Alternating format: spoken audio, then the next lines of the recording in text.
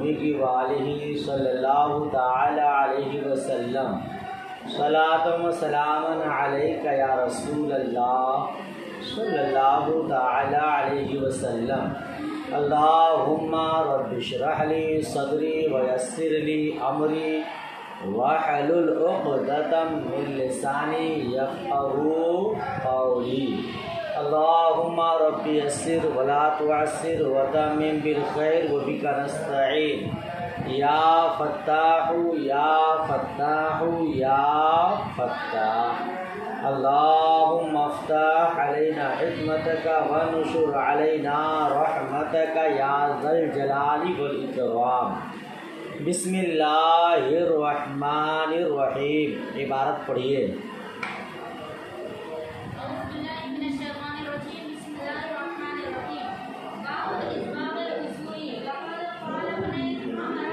वक़द क़ाला इब्नु उमर।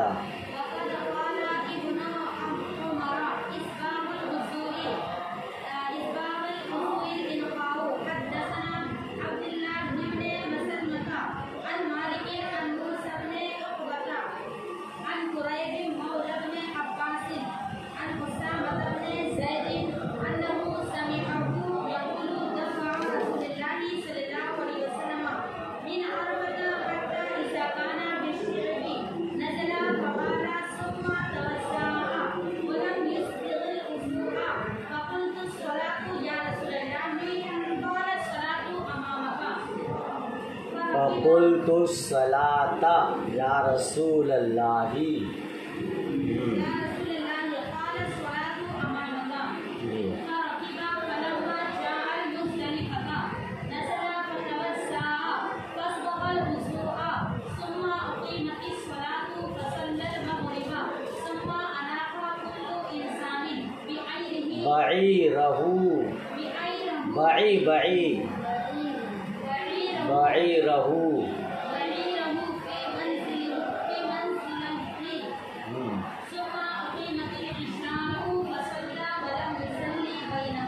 सुभान अल्लाह। आइए तर्जुमा समाअत कीजिए, मफ़हूम समाअत कीजिए। अल्लाह अज़्ज़ व जल सबको आला तरीन का ज़हन अता फ़रमाए, क़ुव्वत हाफ़िज़ा में इज़ाफ़ा फ़रमाए, सबको मज़ीद इल्म नाफ़े अता फ़रमाए। आमीन सुम्मा आमीन। उन लोगों के लिए भी दुआ कीजिए जो इस सबक को पढ़ रहे हैं आपके साथ साथ, ठीक है ना। चलिए, तो कल का सबक तो आप लोग माशाल्लाह पढ़ भी लिए हैं, याद भी कर लिए हैं। आज का सबक देखिए। बाबु इस्बाग़िल वज़ूई, मुकम्मल वज़ू करने के बारे में ये बाब है। मुकम्मल वज़ू करने के बारे में। वक़द क़ाला इब्नु उमर, और अब्दुल्ला इब्ने उमर ने फरमाया, इस्बाग़ुल वज़ू, इस्बाग़ुल वज़ू ये है कि आज़ाए वज़ू को खूब साफ कर लिया जाए। इस्बाग़ुल वज़ू का माना अल इनक़ा, और अल इनक़ा का माना आज़ाए वज़ू को खूब साफ कर लिया जाए, मुकम्मल तौर पर धोया। ठीक है, अब आगे का तर्जुमा करूं। क्या तर्जुमा किया आगे? हाँ, उसामा बिन ज़ैद से उन्होंने सुना, उसामा बिन ज़ैद से सुना। वो फरमाते थे कि रसूलुल्लाह सल्लल्लाहु ताला अलैहि वसल्लम अराफा से चले, जब घाटी में पहुँचे तो उतरे। इज़ा काना बिश्शिआबी, जब घाटी में पहुँचे उतरे। फबाला, और आपने पेशाब फरमाया। फिर आपने वज़ू फरमाया, मगर पूरा वज़ू नहीं फरमाया। वलम युस्बग़िल वज़ूआ, मगर पूरा वज़ू नहीं फरमाया। मैंने अर्ज़ की, या रसूल अल्लाह, नमाज। तो हुजूर ने इरशाद फरमाया, नमाज तेरे आगे है, तेरे। फिर सवार हुए, जब मुज़दलिफ़ा आ गया तो सवारी से उतरे, वज़ू फरमाया, اور پورا وضو فرمایا. اب وضو فرمایا, پورا وضو فرمایا, اس کے بعد اقامت کہی گئی.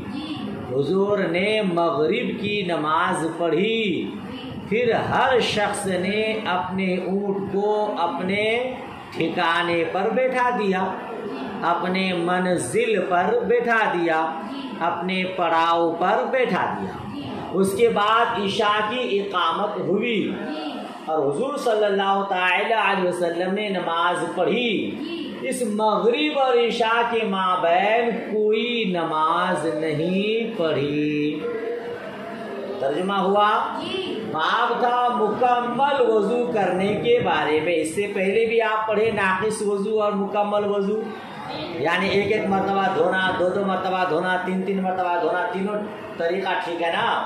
ایک مرتبہ بیان جواز کے لیے, دو مرتبہ, ایک مرتبہ بیان فرض کے لیے, دو مرتبہ بیان جواز کے لیے, اور تین مرتبہ بیان سنت کے لیے. مکمل وضو کرنے کا مطلب یہ کہ اعضاء وضو کو خوب اچھی طرح سے دھویا جائے, صاف ستھرا کیا جائے, مل مل کر کے وضو کیا جائے, ہے نا.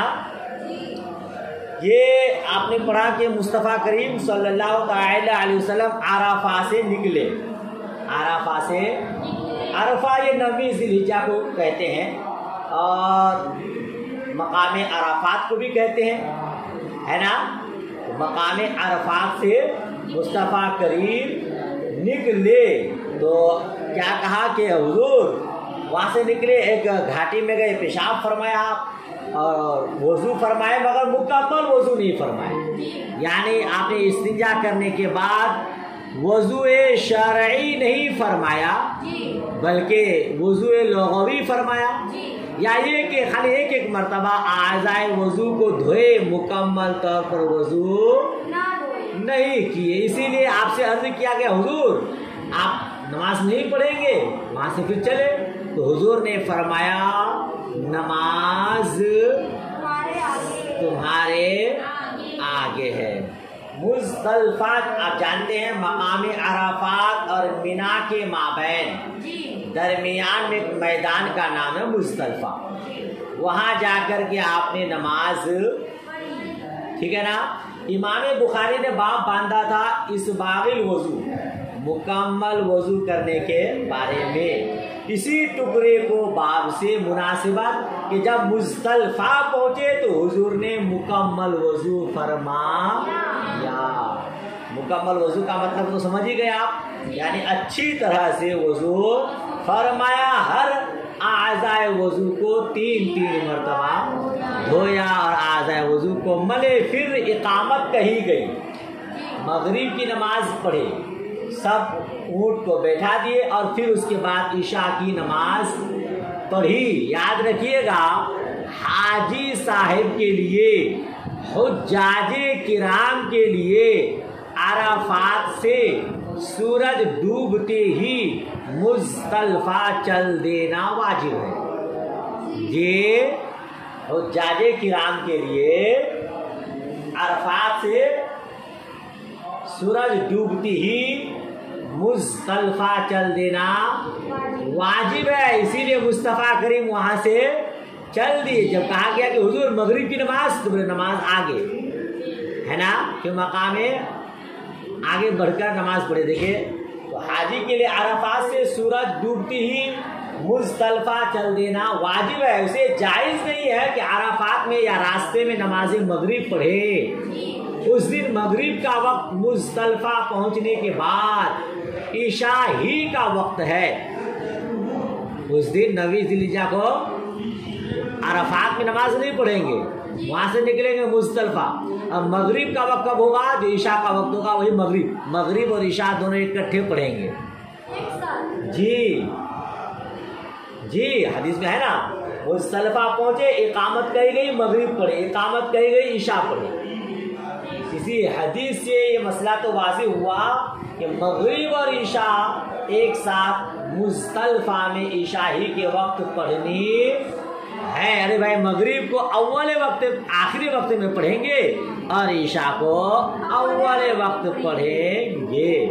تو عشاء کا وقت ہونے کے بعد ایک اذان اور ایک اقامت سے مغرب اور عشاء ساتھ ساتھ پڑھی جائے گی۔ درمیان میں مغرب کی سنتیں بھی پڑھنی جائز نہیں ہے۔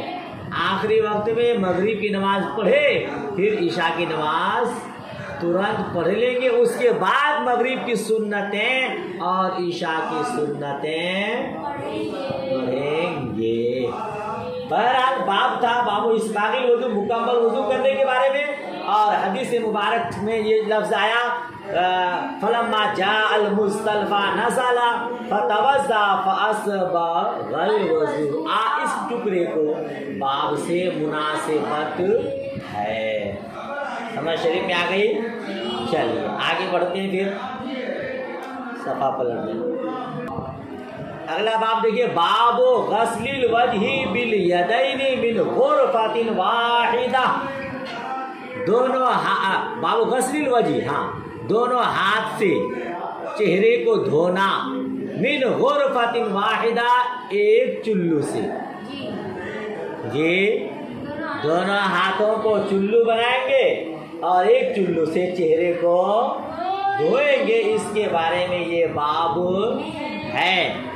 دیکھیے روایت، حدثنا محمد بن عبد الرحیم قال اخبرنا ابو سلمۃ الخزاعی منصور ابن سلمہ قال اخبرنا، اس کو کیا پڑھیں گے آپ؟ انا نہیں پڑھیں گے، اخبرنا، جہاں صرف نا ہو وہاں پڑھیں گے حدثنا۔ انا جس کو دکھنے میں آ رہا ہے وہ اخبرنا۔ اخبرنا ابن بلال یعنی سلیمان عن زید بن اسلم عن عطاء بن یسار عن ابن عباس انه توضا فغسل وجهه اخذ غرفة من ماء فتمزمز بها واستنشق ثم اخذ غرفة من ماء فجعل بها هكذا۔ ترجمہ دیکھیے، حضرت ابن عباس رضی اللہ تعالی عنہما سے روایت ہے، توضا، آپ نے وضو فرمایا، انہوں نے وضو فرمایا، تو کیسے وضو فرمایا؟ فغسل وجہہ، تو آپ نے چہرے کو دھویا ایک چلو پانی لے کر، اس سے کلی بھی کی اور اسے ناک میں بھی ڈالا، چڑھایا۔ نیا ترجمہ، حضرت عبداللہ ابن عباس رضی اللہ تعالیٰ عنہ سے روایت کہ انہوں نے وضو فرمایا، انہوں نے اپنے چہرے کو دھویا، پھر ایک چلو پانی لے کر اسی سے کلی کیا،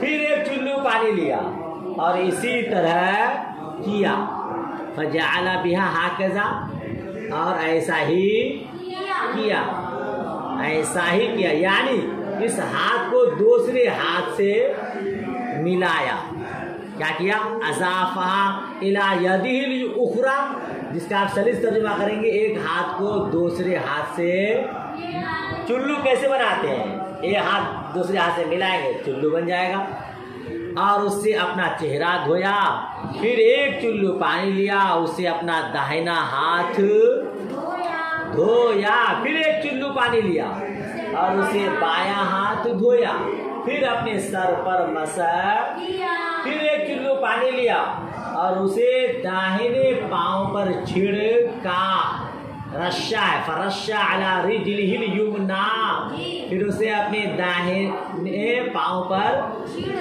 یہاں تک کہ اسے دھو، حتی غسلہ، یہ رشا کا معنی چھڑکنا بھی آتا ہے اور رشا کا معنی دھونا بھی آتا ہے، اسی لیے حتی غسلہ کا چھڑکا پانی، یہاں تک کہ اس کو دھویا، پھر دوسرا چلو لیا اور اسے بائیں پاؤں کو دھویا، پھر فرمایا رسول اللہ صلی اللہ تعالی علیہ وسلم کو ایسے ہی وضو کرتے دیکھا ہے۔ آپ نے یہ اختلاف شرح بقایا میں بھی پڑھا ہے، ایک ہی چلو پانی سے کلی کرنا، ناک میں پانی چڑھانا جائز ہے، مگر سنت کیا ہے؟ ہر کسی کے لیے الگ الگ پانی لیا، یعنی 3 مرتبہ پانی لے کر آپ کلی کریں، پھر 3 مرتبہ پانی لے کر ناک میں پانی چڑھائیں۔ اور امام شافعی رحمۃ اللہ تعالیٰ علیہ کے یہاں کیا ہے؟ ایک چلو پانی لیجئے، اسی سے کلی کریے، ناک میں چڑھائیے، फिर एक चुल्लू पानी लीजिए, कुल्ली कीजिए, नाक में पानी चढ़ाइए, फिर एक चुल्लू पानी लीजिए, उसी से कुल्ली भी कीजिए और नाक में पानी भी चढ़ाइए। उनकी दलील यही हदीस मुबारक है। मगर अबू दाऊद और तिबरानी में है कि फ़अख़ज़ा लिकुल्लि वाहिदिन माअन जदीदा, हर एक के लिए नया पानी लिया।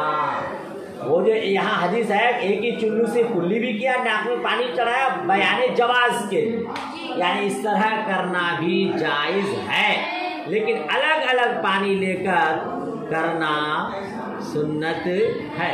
ये जो हज़रत अब्दुल्लाह इब्न अब्बास रज़ियल्लाहु ताला अन्हुमा से मरवी है, हदीस की इब्तिदा इस तरह है, यहाँ मुख्तसर है, अबू दाऊद में इसका आगाज़ इब्तिदाए हदीस ये है कि हज़रत अब्दुल्लाह इब्न अब्बास रज़ियल्लाहु ताला अन्हुमा ने अपने साथियों से, अपने हाज़िरीन मजलिस से कहा कि क्या मैं वो वज़ू करके दिखाऊं जो वज़ू मुस्तफ़ा करीम का है। ये मुस्तफ़ा करीम ने जिस तरह वज़ू किया है उस तरह तुम्हें वज़ू करके दिखाओ। तो सामईन ने कहा, हाज़िरीन ने कहा कि हाँ दिखाइए। तो आपने ये वज़ू करके दिखाया और बताया कि हुज़ूर सल्लल्लाहु अलैहि वसल्लम इस तरह वज़ू करते थे। यहाँ सर के मसा के लिए जदीद पानी लेने का तज़किरा नहीं है। ये भी इख्तिलाफ आप पढ़ें कि हमारे यहाँ नया पानी लेकर के मसा करना सुन्नत है, और हाथ धोने के बाद जो हाथ में तरी बाकी है अगर उसी से भी मसा कर लेते हैं तब भी मसा हो जाएगा, मगर नया पानी लेना। तो यहाँ इस रिवायत में ये नहीं आया कि सर के मसा के लिए नया पानी लिया, मगर बुखारी शरीफ की इस रिवायत में इख्तिसार है, वरना अबू दाऊद शरीफ में है कि एक मुट्ठी पानी लेकर छिड़क दिया और उससे अपने सर का मसह फरमाया और कानों का मसह किया। और नसाई में है कि दोनों कानों का एक बार मसह किया, अंदरूनी हिस्से पर कलमे की उंगली से और बाहरी हिस्से पर अपने अंगूठों से मसह किया। आप जानते हैं कि एक ही पानी लेंगे, हाथ को तर करेंगे, उसी से सर का भी मसह करेंगे और उसी से कानों का भी मसह करेंगे। समझ शरीफ में बात आई। तो ये वज़ू का बयान है, यहाँ एक चुल्लू से लिया गया तो ये बयान जवाज के लिए है। अलग अलग चुल्लू से कुल्ली करना, नाक में पानी चढ़ाना सुन्नत है, नए पानी से सर का मसह करना सुन्नत है, वरना जो हाथों में बाकी है उससे भी अगर आप मसह कर लेते हैं तो फर्ज अदा हो जाएगा।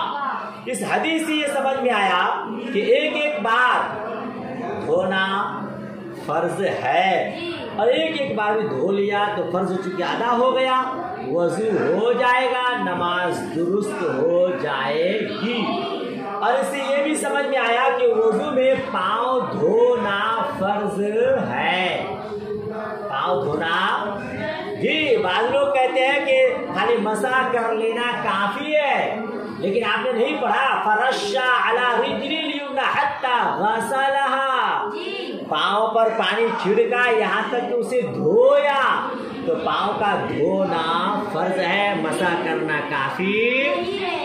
बात खत्म हो गई, मसला सब समझ आ गया माशाअल्लाह। आगे बढ़ते हैं, वरना बहुत टाइम हो जाता है और क्या कहते कि सबक कम होता है और घंटी खत्म हो जाती है, इसलिए आइए जल्दी जल्दी। बाबु तस्मियती अला कुल्ली हालिन व इंदल विकाई, हर हाल में बिस्मिल्लाह पढ़ना, हर हाल में और जिमा के वक्त जी हर हालत में बिस्मिल्लाह पढ़ना है। बिस्मिल्लाह के बड़े फजाइल हैं, बिस्मिल्लाह पढ़ने से शयातीन दूर हो जाते हैं, खाने में बरकत आ जाती है। हर काम से पहले बिस्मिल्लाह पढ़ना चाहिए। वह इंदल वेका, इमाम बुखारी खास तौर पर जिमा के वक्त कहते हैं कि हर हालत में तो है कि तो शक होगा कि क्या जिमा के वक्त भी बिस्मिल्लाह पढ़ना चाहिए, तो इमाम बुखारी ने कहा वह इंदल वेका, और जिमा के वक्त जी हर वक्त पढ़नी चाहिए। हदीस देखिए, یہ بھی حضرت عبداللہ ابن عباس رضی اللہ تعالی عنہما سے روایت عن ابن عباس یبلغ به النبی صلی اللہ تعالی علیہ وسلم، حضرت عبداللہ ابن عباس رضی اللہ تعالی عنہما سے روایت، وہ اسے نبی صلی اللہ تعالی علیہ وسلم تک پہنچاتے ہیں، یہ اسے نبی کریم صلی اللہ تعالی علیہ وسلم تک پہنچاتے ہیں، مطلب حضور ہی سے روایت ہے، آپ کہتے ہیں کہ حضور سے میں نے یہ سنا ہے، حضور تک پہنچاتے ہیں کہ حضور نے فرمایا، حضور نے کیا فرمایا؟ لو ان احدکم اذا اتی اہلہ قال بسم اللہ اللہم جنبنا الشیطان وجنب الشیطان ما رزقتنا فقضی بینہما ولد لم یضرہ، حضور نے فرمایا تم میں سے کوئی جب اپنے اہل کے پاس آئے تو یہ پڑھے بسم اللہ، اے اللہ ہمیں اور جو اولاد ہمیں عطا فرمائے اسے بھی شیطان سے بچائے رکھنا، اللہم جنبنا الشیطان وجنب الشیطان ما رزقتنا، دعا یاد کر لیجیے، ہے نا؟ دعا محترم کو پڑھنی ہے، لیکن یاد نہ ہو تو آپ محترم معلوم بتائیں گے، اس کے پڑھنے کے بڑے فضائل ہیں، نہ پڑھنے کے لیے بڑی مصیبتیں ہیں۔ ترجمہ ہوا آپ کا؟ پہلے ترجمہ دیکھیے، پھر ترجمہ کیا ہوا؟ بسم اللہ، اللہ کے نام سے شروع، اے اللہ ہمیں اور جو اولاد ہمیں عطا فرمائے اسے بھی شیطان سے بچائے رکھنا، اب اگر کوئی اولاد ہوگی تو شیطان اسے ضرر نہ پہنچائے گا۔ جی میں نے سلیقہ زندگی میں مطالعہ کیا ہے، فتاوی رضویہ اور غنیت الطالبین کے حوالے سے، حضور اعلیٰ حضرت رضی اللہ تعالی عنہ فرماتے ہیں جب کوئی بغیر بسم اللہ پڑھے، یہ دعا یاد نہ ہو تو کم سے کم بسم اللہ الرحمن الرحیم ہی پڑھ لیا کرے، سمجھ رہے ہیں؟ یہ جماع کے وقت کشف عورت سے پہلے، ستر عورت کھولنے سے پہلے یہ دعا پڑھنی ہے۔ اگر یہ دعا کسی بھائی کو یاد نہ ہو تو کم سے کم اعوذ باللہ من الشیطان الرجیم بسم اللہ الرحمن الرحیم ہی پڑھ لیا کرے، ورنہ شیطان اس کے آلے تناسل سے لپٹ کر اس کی اہلیہ سے جماع کرتا ہے۔ جی شیطان بھی صحبت میں جماع میں شریک ہو جاتا ہے، اور جب جماع میں اور صحبت میں شریک ہو جاتا ہے تو وہی بچہ نافرمان ہوتا ہے، دین کا بھی نافرمان ہوتا ہے، ماں باپ کا بھی نافرمان ہوتا ہے، وہی گستاخ اولیاء، گستاخ رسول، گستاخ انبیاء بن جاتا ہے۔ جی تو حضور اعلیٰ حضرت فرماتے ہیں فتاوی رضویہ میں کہ کم سے کم بسم اللہ الرحمن الرحیم ہی پڑھ لیا کریں، کہ آج بہت سارے لوگ بڑے دیندار ہوتے ہیں، انبیاء کرام اولیاء کرام کے بہت جو ہے عاشق ہوتے ہیں، لیکن اس کے بچے نافرمان ہو جاتے ہیں۔ آج دنیا کا آپ نظارہ کیجئے تو کل جو عاشق اولیاء تھا، کل جو 11ویں شریف مناتا تھا، آج اسی کو وہ حرام کرنے گیا، اسی کا بچہ۔ تو یہ دعا بڑی اہمیت کا حامل ہے۔ میں نے اپنی ایک چھوٹی سی کتاب عظمت دعا میں دعا کو نقل کیا، بڑی تفصیل کے ساتھ فتاوی رضویہ غنیت الطالبین کا حوالہ دیا ہے، مکمل طور پر ہو سکے تو آپ اس کا مطالعہ کیجئے گا۔ بہرحال تو جماع کے وقت ستر عورت سے پہلے اس دعا کو پڑھ لینا چاہیے، ٹھیک ہے نا؟ اس حدیث سے امام بخاری کا مقصود یہ ہے کہ جب ایسے وقت میں بسم اللہ پڑھنا سنت ہے تو وضو اور دیگر امور میں بدرج اولا سنت ہوگا۔ اسی لیے ائمہ اربعہ کے نزدیک وضو سے پہلے بسم اللہ الرحمن الرحیم پڑھنا سنت ہے۔ کچھ لوگ ہیں، آپ نے نور الانوار میں بھی پڑھا ہے، جو بسم اللہ کو اصحاب ظواہر بسم اللہ کو کیا قرار دیتے ہیں؟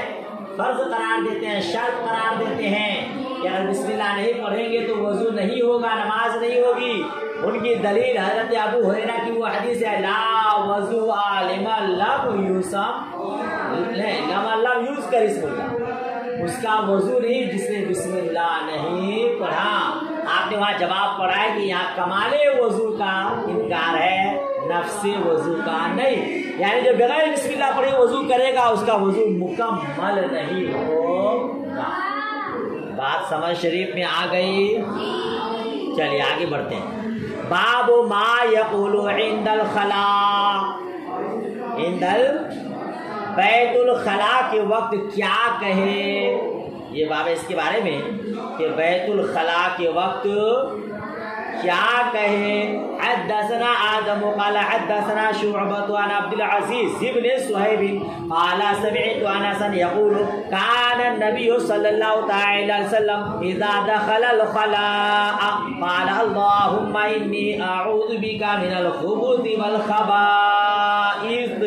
حضرت عبدالعزیز بن صہیب رضی اللہ تعالیٰ عنہما سے روایت فرماتے ہیں میں نے حضرت انس رضی اللہ تعالیٰ عنہ کو فرماتے ہوئے سنا، نبی کریم صلی اللہ تعالیٰ علیہ وسلم نے ارشاد فرمایا اگر تم میں سے کوئی اذا دخلا، کان نبی صلی اللہ علیہ وسلم اذا دخلا، نبی کریم صلی اللہ تعالیٰ علیہ وسلم جب بیت الخلاء داخل ہوتے تھے، جب بیت الخلاء یا داخل ہوتے تو آپ فرماتے اللہم انی اعوذ بک من الخبث والخبائث، اے اللہ میں تیری پناہ چاہتا ہوں خبث اور خبائث سے، شیطان مردود سے۔ خبث بین سطور لکھا، خبث سے مراد المراد بالخبث ذکور الشیاطین، مذکر شیاطین ہے نا، اور خبائث سے مراد مؤنث شیاطین۔ اے اللہ میں تجھ سے شیاطین مذکر جو ہے اس سے بھی اور جو مؤنث ہے اس سے بھی پناہ چاہتا ہوں، یہ نہ مانا ہوا بھائی صاحب۔ اچھا پھر آگے کیا فرماتے ہیں کہ تابعوا ابن عرعرہ عن شعبہ، اس کی اتباع ابن عرعرہ نے شعبہ سے کی، یعنی یہی حدیث انہوں نے بھی بیان کیا۔ وقال غندر عن شعبہ اذا اتى الخلاء، اور حضرت غندر نے شعبہ کے حوالے سے فرمایا جب بیت الخلاء آتے، جی وہاں ہے اذا دخلا، حضرت عبدالعزیز بن صہیب کی روایت میں، اور حضرت غندر نے شعبہ سے جو روایت کیا ہے اس میں اذا اتى الخلاء، جب بیت الخلاء آتے، اور حضرت موسیٰ نے حماد سے کہا اذا دخلا، وقال سعید بن زید حدثنا عبدالعزیز اذا اراد ان يدخل، جی اور حضرت عبدالعزیز کی حدیث میں کیا ہے جب مصطفیٰ کریم داخل ہونے کا ارادہ فرماتے تو کیا کرتے، یہ دعا پڑھ لیتے۔ صحیح یہی ہے، بیت الخلاء کے اندر نہیں، جب بیت الخلاء جانے کا ارادہ ہو تو اس وقت یہ دعا پڑھ لیں، کیونکہ بیت الخلاء، خلا کا معنی یہ خالی جگہ، اکثر وہ جگہ خالی رہتی ہے نا، ضرورت پر لوگ جاتے ہیں تو خالی جگہ پر شیاطین رہتے ہیں، اور بیت الخلاء میں آپ کوئی دعا پڑھ سکتے نہیں، لہذا بیت الخلاء جانے سے پہلے یہ دعا پڑھ لیں تاکہ جو شیاطین وہاں ہے اس کے ضرر سے بچ جائیں۔ یہاں امام بخاری علیہ رحمہ کا مقصد کیا ہے یہاں بیان کرنے کا، اس حدیث کو مراد یہ ہے کہ جب بیت الخلاء میں جانے کا ارادہ فرمائے، جیسا کہ امام بخاری نے خود فرمایا ہے، تو یہ دعا پڑھ لے ستر عورت، بلکہ وہاں اندر جانے سے پہلے ہی۔ یہاں کچھ ایک اعتراض تھا، گھنٹی بھی لگ گئی آپ لوگوں کا۔ اعتراض یہ تھا کہ بھائی باب باندھا ہے، یہ کتاب الوضو ہے، وضو کا بیان شروع فرمایا تھا، ابھی وضو کا بیان مکمل بھی نہیں ہوا، بیت الخلاء کا ذکر چھیڑ دیا، یہ پھر وضو کے بقیہ مسائل ذکر فرمائے گے۔ تو اس کا جواب لوگوں نے مختلف دیا ہے۔ ایک جواب یہ ہے کہ امام بخاری کا مقصود احادیث کا ذکر کرنا ہے، ابواب ضمنی طور پر مذکور ہیں، ان کے مابین کوئی خاص مناسبت ضروری نہیں ہے۔ باب باندھ دیا، احادیث بیان کرنا مقصد ہے، اسی سے ملتی جلتی حدیث ہے، اسی لیے اس باب کے تحت اس حدیث کو بھی بیان فرما دیا ہے۔ جی اس کے علاوہ اور بھی بہت سارے جوابات ہیں، اور خلاصہ یہ کہنا ہے کہ ہر حال میں بسم اللہ پڑھنا ہے۔